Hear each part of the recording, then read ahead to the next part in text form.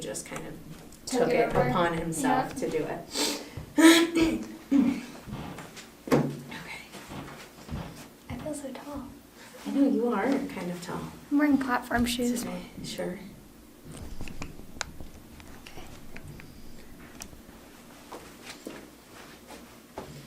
You don't need to do. You're not that much taller than me. I know, it's true. Okay. So, thank you so much for joining us today.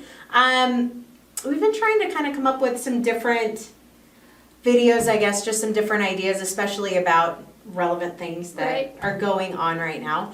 And COVID-19 obviously is a huge one that I think has kind of affected everybody. So Hailey brought up the idea of just how is it impacted intelligent concrete. And there have been some pretty significant changes that we've had. I mean, Hailey was at home for like 2 months. Yeah. So, which we made work. Yeah, and it actually was a great like little trial. Yeah, it was.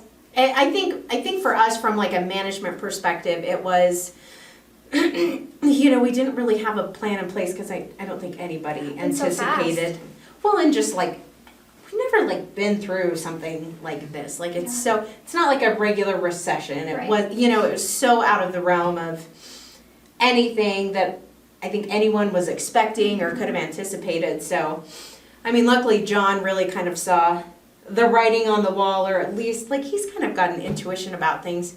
And so he started looking up different, crisis plans, I believe. And I think that's kind of how it started for us. He started doing some research, and that was like late February, like really before things were starting to, like they were getting a little weird, but not falling apart. Not falling apart. So it was like at that point it really could have gone either way, but I don't know. Some people, I guess, were able to kind of see and maybe plan for the intensity of what it was going to be. But yeah, he found that, and we started just going through it, and it wasn't this clear cut, every business is different and you've got to kind of figure things out. But I think for us, COVID-19 has definitely been something that's caused us to evaluate the way that we do business, the way that we work with our employees, because we do have, some people that work from home and a lot of people that we kind of prefer to be here. But I mean, for Hailey, like she's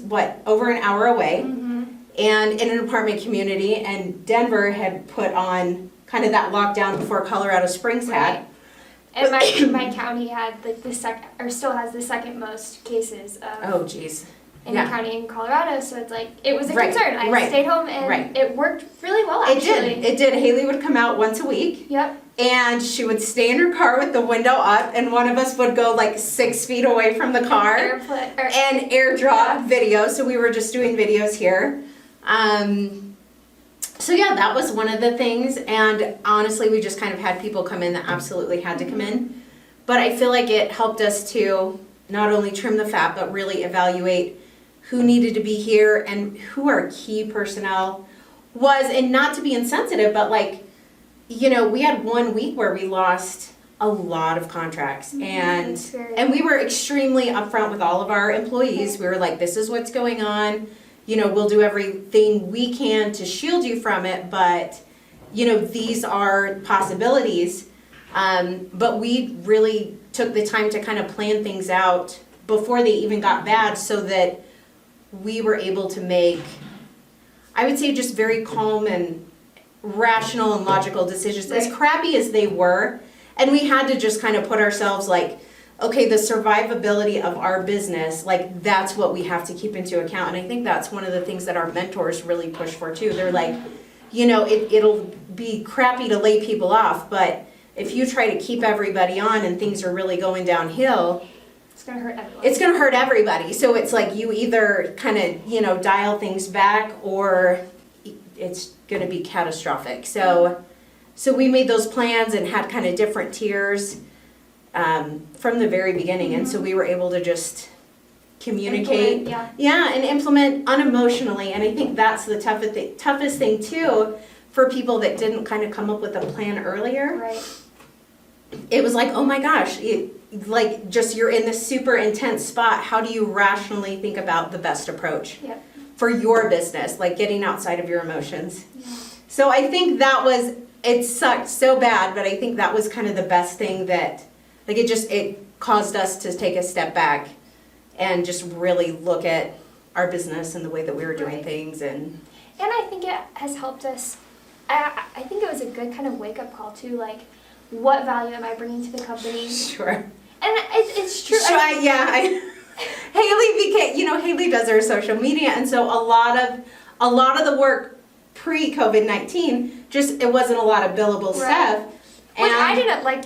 But I know, that always bothered her, but we were okay with it. And then, as things started happening and we were starting to make cuts, Hailey's like, okay, billable time, what can I be doing? But I think it also maybe was a bit of a wake-up call for the employees too, like, what value are you bringing to the company? And the time that you're spending on certain tasks, or even like communication is so much better. Sure. I talked to Kelly and Mallory way more than I did before.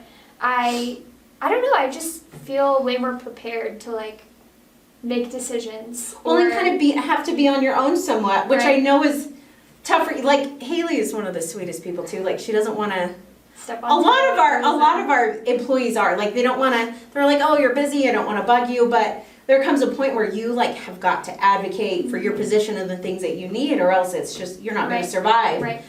Especially in that sort of situation where you're not next to people every day. You've got to do a phone call. Yeah. If they're not responding to text, because I'm one of those people that I'm like, yeah, I'll text them.